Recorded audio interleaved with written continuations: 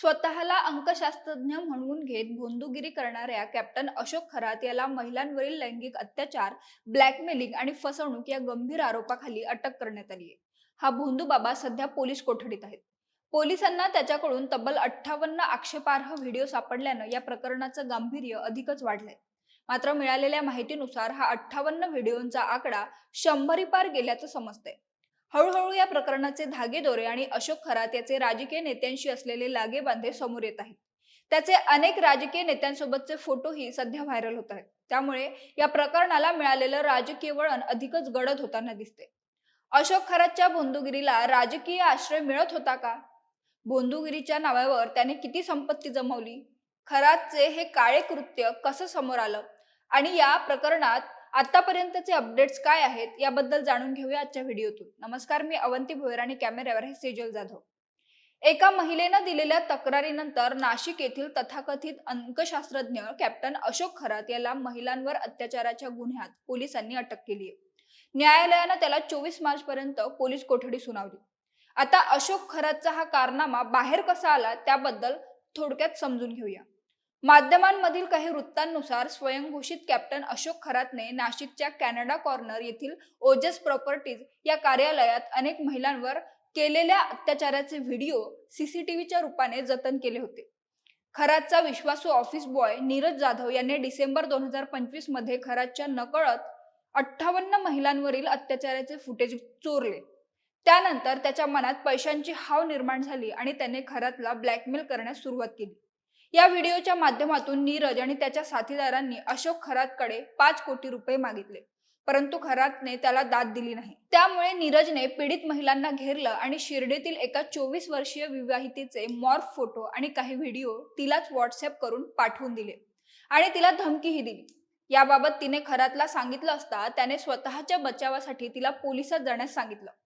पुढे आपल्या हाती काहीही लागत नसल्याचं लक्षात आल्यानंतर नीरजने ते व्हिडिओ संबंधित महिलेच्या मेहुण्याला पाठवले. त्यानंतर पीडित महिलेनं सरकारवाडा पोलीस स्टेशनमध्ये अशोक खरात विरोधात तक्रार दाखल केली आणि त्याचं काळं कृत्य उघड झालं. धक्कादायक बाब अशी की या भोंदू अशोक खरात याच्या लैंगिक शोषणाचे 58च नाही तर 100हून अधिक व्हिडिओ असल्याची माहिती आहे. मिळालेल्या माहितीनुसार अशोक खरात याच्याकडे आलिशान बंगले, फार्म हाऊस, जमिनी, सोने, चांदी, महागड्या गाड्या अशी एकूण 200 कोटी रुपयांची संपत्ती असल्याचा संशय आहे. दुसरीकडे राज्य महिला आयोगाच्या अध्यक्षा रुपाली चाकणकर यांचे अशोक खरात सोबतचे आणखी काही फोटो व्हायरल झाल्यानं त्यांच्यावर राजकीय वर्तुळात प्रचंड टीका होती. उबाठा गटाच्या सुषमा अंधारे, राष्ट्रवादी काँग्रेसच्या नेत्या रुपाली ठोंबरे, सामाजिक कार्यकर्त्या अंजली दमानिया यांनी चाकणकरांविरोधात आक्रमक पवित्रा घेतलाय, तर अनेकांकडून त्यांच्या राजीनाम्याची मागणीही करण्यात येते. या प्रकरणावर राष्ट्रवादीचे ज्येष्ठ नेते प्रफुल्ल पटेल यांनीही पक्षाची भूमिका स्पष्ट केली. ते म्हणाले की भोंदू बाबाचे प्रकरण अतिशय वाईट असून त्याच्यावर सक्त कारवाई झाली पाहिजे. जे लोक त्याच्यासोबत या कामात सहभागी असतील आणि त्यांचे नाव तपासात पुढे आल्यास त्यांच्यावर कारवाई केली पाहिजे. काही राजकीय नेत्यांचीही नावं यात जोडली गेली आहेत. राष्ट्रवादी काँग्रेस म्हणून आम्ही त्यांच्यावर योग्य कारवाई करणार असून येत्या 1-2 दिवसात ते दिसेल. आमच्या नेत्या सुनेत्रा पवार यांच्याशी आम्ही चर्चा करणार आहोत. पक्ष यावर नक्कीच योग्य कारवाई करेल असं ते म्हणाले. दरम्यान अंधश्रद्धा निर्मूलन समितीच्या सदस्यांनीही अशोक खरातवर गंभीर आरोप केले आहेत. खरातने त्यांना धमकी दिल्याचा त्यांचा आरोप आहे.